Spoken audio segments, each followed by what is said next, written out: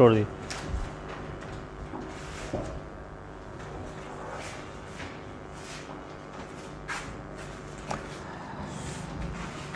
On है ना video? ठीक। तो कैसे हैं आप लोग? बढ़िया, ठीक है। तो हम लोगों ने कल के क्लास में एक्सिलरी वर्ब पे चर्चा किया था और एक्सिलरी वर्ब में मैंने कल आपको पढ़ाया था हैव वर्ब का यूज, है ना। वहाँ पे हमने हैव वर्ब के यूज में सारे पॉइंट्स को देखा था कि हैव का यूज कहाँ होता है, कैसे होता है। एक्सिलरी वर्ब में ही आगे एक और टॉपिक है जिस टॉपिक का नाम है मॉडल वर्ब, और एक्सिलरी वर्ब का ये सबसे महत्वपूर्ण और सबसे चर्चित टॉपिक है मॉडल वर्ब। तो आज के क्लास में हम लोग मॉडल वर्ब को समझेंगे और उसके यूज को देखेंगे और उस पर चर्चा करेंगे। तो चलिए सबसे पहले आप बेटा कॉपी पे एक हेडिंग बना लेंगे, modal verb. Modal verb,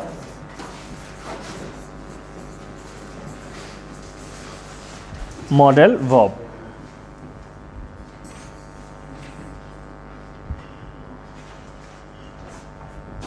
modal verb देखिए, मॉडल वर्ब पे जैसे ही हम चर्चा करते हैं तो सबसे पहले यदि किसी भी बच्चे से ये पूछा जाए कि मॉडल वर्ब क्या है, तो जैसे ही ये प्रश्न पूछिएगा कि मॉडल वर्ब क्या है तो लड़का बोलना शुरू कर देता है, sir can, could, may, might, must, shall, will, would, should, use to, ought to, need not, dare not. इसको मॉडल वर्ब कहते हैं। पूछते ही बताना शुरू हो गया कि सर इसे मॉडल वर्ब कहेंगे। लेकिन मेरा प्रश्न क्या है कि मॉडल वर्ब क्या है, और आपने क्या बताया मॉडल वर्ब कौन कौन से हैं, नहीं बताया। ये तो बिल्कुल उसी तरह से हो गया कि मैंने पूछा कि भाई बताओ तुम्हारा नाम क्या है, तो तुमने बोला सर हम 3 भाई हैं।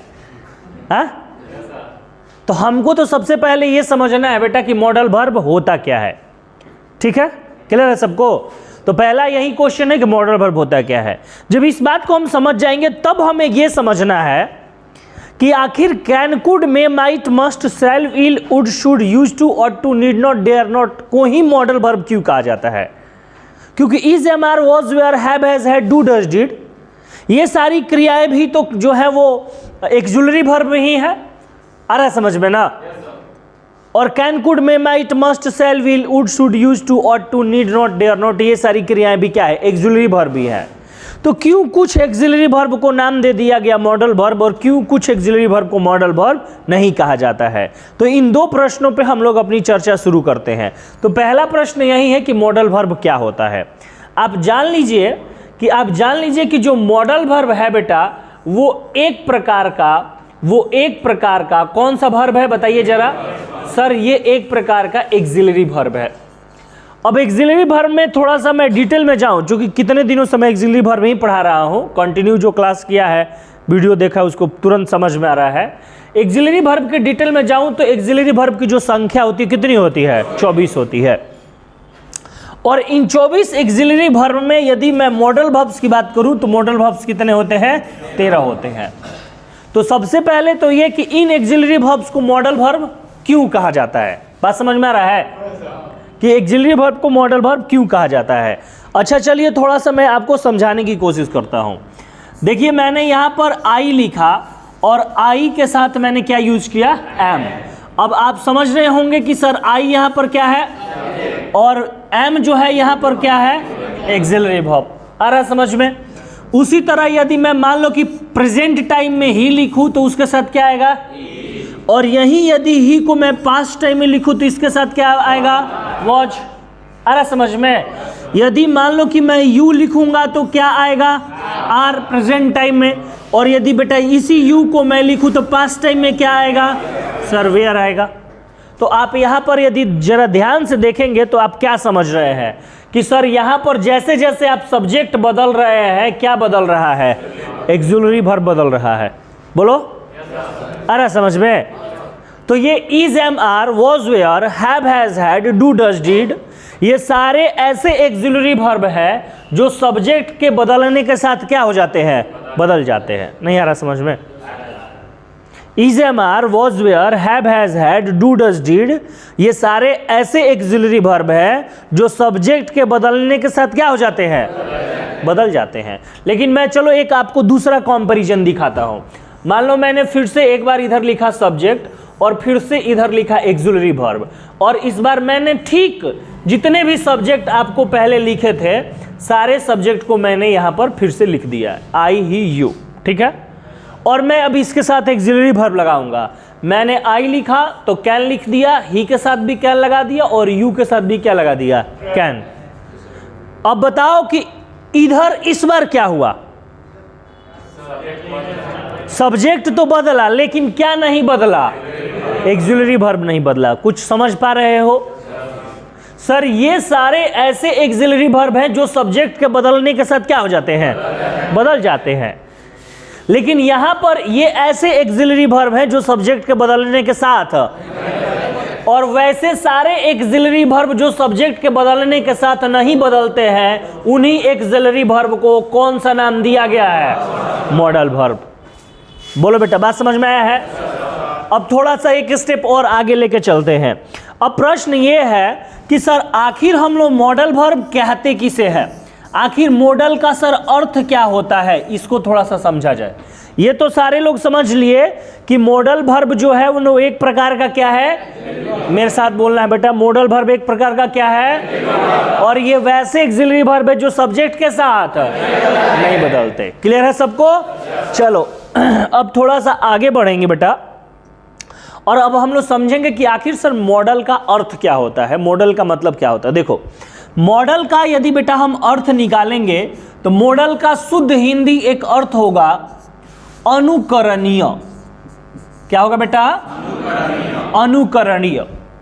अनुकरणीय को और बढ़िया से समझना है तो इस तरह से समझिए, अनुकरणीय से एक शब्द बन गया अनुकरण, और इसको समझना है तो आप कह सकते हैं मॉडल का एक और हिंदी अर्थ हो जाएगा क्या, आदर्श।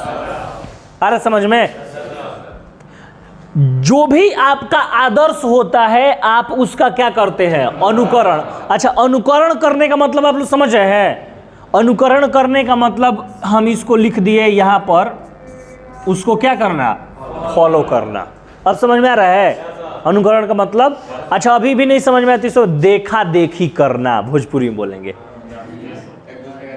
है ना, देखा देखी करना। अब कैसे सर, जरा ध्यान से देखिए। एक बार एक लड़का आया पढ़ने के लिए, तो उसने बड़ा ही खूबसूरत हेयर स्टाइल कटवाया था। हमने देखा कि उसका हेयर स्टाइल ऐसा है कि यहाँ से ऐसे कटा हुआ है, नहीं गजनी नहीं था, यहाँ से ऐसे कटा हुआ है और कट के फिर यहाँ पे भौंहुए पे भी थोड़ा सा कटा हुआ है। तो हमने बोला भाई कि बताओ कि हेयर स्टाइल तुम कहाँ से कटवाया? तो उसने बोला सर एगो फिल्म देखे थे, सर नायडू नाम था, अल्लू अर्जुन का फिल्म था और अल्लू अर्जुन ने भी ऐसा कटवाया था, तो हमने अल्लू अर्जुन को क्या कर लिया बेटा, फॉलो कर लिया। मतलब अर्थात अल्लू अर्जुन का क्या कर लिया, और अल्लू अर्जुन उसके लिए क्या बन गया, और जो अनुकरणीय होता है अंग्रेजी में क्या हो गया, मॉडल। नहीं है समझ में? मतलब जो किसी को भी आपने एक अपना आदर्श बना लिया और उस व्यक्ति की तरह ही आप किए जा रहे हैं, तो वो व्यक्ति आपके लिए क्या बन जाता है, अनुकरणीय बन जाता है। आ रहा समझ में? चलो अब एक और आपको एग्जाम्पल देके समझाते हैं। हुआ क्या कि धर्म के आधार पर यदि हम बात करें तो जो हिंदू वुमन है वो लोग अपने नाक में नोज पिन पहनती है। नोज पिन क्या होता है, जो ऐसे सीधे लगाया जाता है, हाँ। और जो मुस्लिम वुमन है वो धर्म के आधार पर अपने नाक में पहनती थी नोज रिंग। नोज रिंग जो होता है ऐसे घुमा हुआ होता है। लेकिन क्या हुआ कि भारत में 2000 के बाद परिवर्तन हुआ, क्योंकि भारत में एक महिला आई जिसका नाम था सानिया मिर्जा। सानिया मिर्जा ने अपने नाक में नोज रिंग पहन रखा था। समझ में आ रहा है? उसके बाद सारी महिलाओं ने, चाहे वो किसी भी धर्म से हो, उन्होंने सानिया मिर्जा का बेटा, उन्होंने सानिया मिर्जा को अपना क्या मान लिया, और सारी महिलाएं सानिया मिर्जा का क्या करने लगी है, मतलब सब की सब लड़की जो है वो अपने नाक में क्या पहनने लगी, नोज रिंग। और जब सानिया मिर्जा को सारे लोग अनुकरण किए तो सानिया मिर्जा उनके लिए क्या बन गई, बोलिए, अनुकरणीय बन गई। नहीं समझ में आ रहा है? और जब सानिया मिर्जा उनके लिए अनुकरणीय बन गई तो सानिया मिर्जा उनके लिए क्या हो गई, चूंकि सानिया मिर्जा एक गर्ल थी अतः वह सारे लड़कियों के लिए क्या बन गई, मॉडल गर्ल। मॉडल का मतलब समझ में आया? तो जिस तरह से हम किसी बॉय को अपना अनुकरण बनाएंगे, उसका अनुकरण करेंगे तो हमारे लिए मॉडल बॉय बन जाएगा, लीडर को बनाएंगे तो मॉडल लीडर बन जाएगा, टीचर को बनाएंगे तो मॉडल टीचर बन जाएगा। उसी तरह से यदि आप किसी भी वाक्य में किसी क्रिया को अपना मॉडल बना लीजिए तो आपके लिए क्या बन जाएगा? मॉडल वर्ब बन जाएगा। नहीं आ रहा समझ में? अब देखो इन सारे क्रियाओं के पास क्या गुण है मुझे जरा बताइए तो। सभी सब्जेक्ट के साथ नहीं बदलते हैं। ये जितनी भी कैन मैंने लिखा है, ये कैन जो है वो सब्जेक्ट के साथ नहीं बदलते हैं। तो जो भी और क्रिया इनका अनुकरण करेगा, इनको आदर्श मानेगा, तो क्या वो सब्जेक्ट के साथ बदलेगा? जैसे कि अब तुमको मैं एग्जाम्पल दिखाने वाला हूं, जरा एग्जाम्पल देखो। पहले एग्जाम्पल देखो। हमने कहा बेटा देखो कि ही और इसके साथ मैंने क्या लिखा? इट्स लिखेंगे ना। और फिर मैंने लिखा आई और यहां पर क्या लिखा? ईट। अब आपने देखा कि आई के साथ ईट है, लेकिन ही के साथ क्या है? सब्जेक्ट बदलने के साथ क्या बदल गया? क्रिया बदला ना। लेकिन अब मैं देखो मैं क्या लिख रहा हूं। मैंने लिखा आई कैन ईट और उसके बाद मैंने क्या लिखा? He can eat. He can eat. It's नहीं लिखे, देखो यहाँ ही के साथ इट्स है, लेकिन यहाँ ही के साथ क्या है? ये काम क्यों हुआ मुझे बताइए? ये क्यों हुआ? क्योंकि देखो देखो ऐसे समझो, इस ईट ने इस कैन को अपना आदर्श मान लिया। नहीं समझ में आ रहा है? और इस ईट ने इस कैन का अनुकरण किया और यह ईट जो है, ईट के लिए जो कैन है वो बन गया अनुकरणीय। आ रहा है समझ में? और जो अनुकरणीय होता है उसको हम लोग अंग्रेजी में क्या कहते हैं? मॉडल। और चूंकि कैन एक प्रकार का वर्ब है, अतः कैन क्या बन गया? Modal verb. लेकिन किसके लिए बन गया? ईट के लिए। और जब जैसे ईट ने इसका अनुकरण किया तो जो गुण कैन के पास था वो गुण किसके पास आ गया? और कैन के पास गुण है क्या कि किसी भी प्रकार के सब्जेक्ट के साथ वो नहीं बदलेगा। अतः ईट के पास भी वो गुण आ गया कि अब ये भी किसी भी प्रकार के सब्जेक्ट के साथ नहीं बदलेगा। तो सर आपने यहां से क्या सीखा बताइए? तो सर हमने यहां पे सीखा कि वैसे एक्सिलरी वर्ब जो एक्सिलरी वर्ब सब्जेक्ट के साथ चेंज नहीं होते हैं, उन एक्सिलरी वर्ब्स को ही क्या कहा जाता है? Modal verb. और आपने क्या सीखा? तो सर मॉडल वर्ब्स जो भी आपके हैं वो जब भी आएंगे अपने ओरिजिनल फॉर्म ऑफ वर्ब में आएंगे। Original form of verb. Original form of verb. Original form of verb किसको कहते हैं भाई? V1 को कहते हैं। मतलब मॉडल वर्ब जब भी आएंगे अपने किस रूप में आएंगे? मूल रूप में आएंगे। आ रहा है समझ में? और जो क्रिया मॉडल वर्ब का अनुकरण करेगी वो भी किस रूप में आएगी? मॉडल मूल रूप में आएगी। अतः आप कह सकते हैं कि मॉडल वर्ब के बाद जो आने वाली क्रिया है वो हमेशा किस फॉर्म में रहेगी? V1 में रहेगी। आ रहा है समझ में? चलो नोट करो। तो आपने अभी क्या देखा कि मॉडल वर्ब के बाद आने वाली क्रियाएं हमेशा अपने किस रूप में रहेगी? मूल रूप में रहेगी। तो पहले तो ये देख लेते हैं हम लोग कि ऐसी कौन कौन सी क्रियाएं हैं जो अपने मूल रूप में रहेंगी हमेशा। तो चलिए आप लोग भी नोट कीजिए, लिखिए एग्जाम्पल करके। लिखेंगे can, could, may, might, must. उसके बाद लिखेंगे शैल,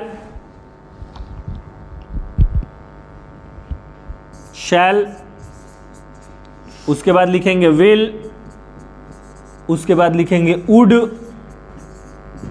उसके बाद लिखेंगे should. Shall, will, would, should. उसके बाद लिखेंगे बेटा ऑट टू। इसको आउट टू नहीं पढ़ना है, ऑट टू पढ़ना है ना? Ought to. उसके बाद लिखेंगे यूज्ड टू। उसके बाद लिखेंगे बेटा नीड नॉट। और उसके बाद एक और लिखेंगे dare not. Dare not, ETC। ETC तो नहीं होगा, यहीं पे खत्म ही हो जाते हैं, तो ETC नहीं लिखेंगे।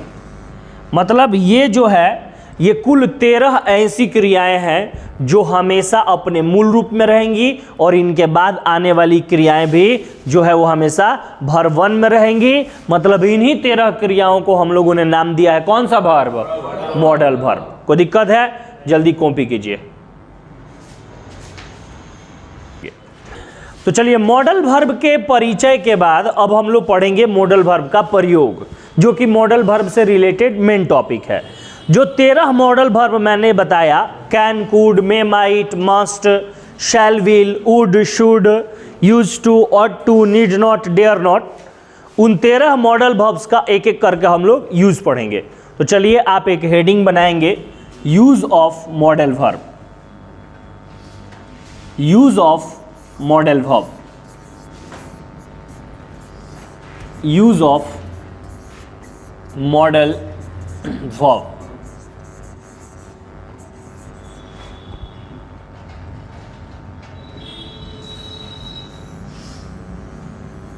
यूज ऑफ मॉडल वर्ब, ठीक है। चलो, तो सबसे पहले हम लोग कैन से शुरुआत करते हैं, ठीक है ना, कैन से। और जैसे जैसे धीरे धीरे आप आगे बढ़ते जाएंगे टॉपिक में और ज़्यादा डेप्थ आते जाएगा, गहराई आते जाएगा और आप समझते जाएंगे। तो कैन से शुरू करेंगे हम लोग। तो सबसे पहले आप ये देखो कि बचपन में आपको क्या पढ़ाया गया और फिर क्या पढ़ना है और इसमें क्या कन्फ्यूजन है, तीनों बात को समझो। देखो, बचपन में तुमको पढ़ाया गया कि बेटा जहाँ पर भी सकता है, सकते हैं या सकती हैं, इस प्रकार के यदि शब्द लगे रहते हैं तो तुम वहां पर कैन का यूज कर दो। ये पढ़ाया गया 8वीं 9वीं 10वीं में। हिंदी मीडियम के स्टूडेंट्स को तो ज़्यादा पढ़ाया गया यही वाली बात। तो इससे तुम्हारा मॉडल वर्ब नहीं बनने वाला है। देखो, ये मॉडल वर्ब का ट्रांसलेशन है, अनुवाद है। और प्रायः हमारे यहाँ पता है क्या होता है कि ज़्यादातर लोग ना ये समझ लेते हैं कि हम ट्रांसलेशन पढ़ रहे हैं, अर्थात हम अंग्रेजी ग्रामर पढ़ रहे हैं। ट्रांसलेशन और ग्रामर में अंतर होता है। मैं एक छोटा सा एग्जाम्पल पहले तुम्हें दिखाता हूं, तब तुम्हें समझ में आएगा। देखो, एक वर्ड है नो। अब बताओ, नो का हिंदी क्या होता है? नहीं होता है, होता है ना। तो ये नहीं जो है, ये नो का क्या हो गया? ट्रांसलेशन हो गया, अनुवाद हो गया। हाँ, चलो एक और वर्ड पूछते हैं, नॉट। अब बताओ, नॉट का मतलब क्या होगा? नहीं। अब ये नॉट जो है ना, वो सॉरी, ये नहीं जो है ना, वो नॉट का क्या है? ट्रांसलेशन है, अनुवाद है। नहीं आ रहा समझ में? इसका मतलब ये नहीं है कि जहां मन वहां तुम नो यूज कर दोगे, जहां मन वहां तुम नॉट यूज कर दोगे। दोनों में अंतर है। दोनों की हिंदी समान है, फिर भी दोनों में अंतर है। तो उसी तरह से यहां पर जो कैन है ना, कैन का ये ट्रांसलेशन है कि कैन का हिंदी होता है सकता है, सकती है, सकते हैं। लेकिन कुछ अंग्रेजी के विद्वानों ने ऐसा कह दिया कि जहां सकता है, सकती है, सकते हैं लगा रहे, वहां पे क्या लगा दो? कैन लगा दो। पूर्ण रूप से प्रासंगिक और सही नहीं है। पहले ग्रामर क्या होता है इस चीज को समझ लो। देखो बेटा, जहां पर भी तुमको क्षमता को दर्शाना रहता है, क्षमता को अंग्रेजी में आप कह सकते हैं कैपेसिटी, है ना। जहां पर भी तुम्हें क्षमता को दर्शाना रहता है, कैपेसिटी को दर्शाना रहता है, और ये क्षमता, ये कैपेसिटी जो है वो किस टाइम की होनी चाहिए? प्रेजेंट टाइम की, वर्तमान समय की। तो उसको दर्शाने के लिए तुम क्या लगाओ? कैन। अब तुम ये मत देखो कि सकता है लगेगा, कि सकती है लगेगा, कि सकते हैं लगेगा। जैसे कि मान लो कि तुमने कहा कि sir I can beat my friend, I can beat my friend. तुमने कहा कि sir he can kill the tiger, he can kill the tiger. Sir आप कह सकते हैं कि my brother can speak English. तो अब जितने भी सेंटेंस आप यहां पर देख रहे हो, इस सारे सेंटेंस में तुम्हें किस चीज का यूज दिख रहा है? सर यहां पर तो हमको कैन का यूज दिख रहा है ना। अब तुम यदि हिंदी माध्यम से पूर्ण रूप से स्टूडेंट हो और तुम्हारे दिमाग में ये वाला बात घुस गया भूसा की तरह कि सकता है, सकती है, तो पता है इसका तुम क्या कहोगे? Sir I can beat my friend, मैं अपने दोस्त को पीट सकता हूं। अरे सर सकता है आया है, तबे कैन लगा है। आ रहा समझ में? और यदि समझदार विद्यार्थी हो, समझ गए हो मेरी बात को, तो तुम कहोगे सर इस आई के पास इतनी कैपेसिटी है कि वो अपने फ्रेंड को क्या कर सकता है, बीट कर सकता है, काम खत्म। ये भी तो हिंदी में समझने की जरूरत हमें पड़ रही है ना, वरना इसको भी समझने की जरूरत नहीं है। अब आप समझ गए कैन को देख के कि यहाँ पर सब्जेक्ट की क्या दर्शाई जा रही है, क्षमता दर्शाई जा रही है, कैपेसिटी दर्शाई जा रही है। देखो मैं बस अभी स्टार्ट किया हूं तो तुमको थ्योरी बता रहा हूं, आगे चलकर मैं इसको गलत साबित करके दिखाऊंगा कि सकता है शक्ति है रहेगा, लेकिन वहां पर क्या यूज नहीं होगा, कैन यूज नहीं होगा। मैं तुमको एक नहीं 50 नहीं 500 वाक्य दिखाऊंगा कि वहां पे सकता है शक्ति है लेकिन क्या नहीं लगेगा, कैन नहीं लगेगा। आ रहा है समझ में ना। लेकिन ये पहले वाले पॉइंट को सबसे पहले नोट कर लिया जाए, और आगे हम लोग मॉडल वर्ब की चर्चा करते रहेंगे, जिसमें 13 मॉडल वर्ब्स को हम लोग 2-3 क्लास में समाप्त कर लेंगे। ठीक है, आज के लिए इतना ही, मिलेंगे कल के क्लास में। Have a nice day. Save कर दो।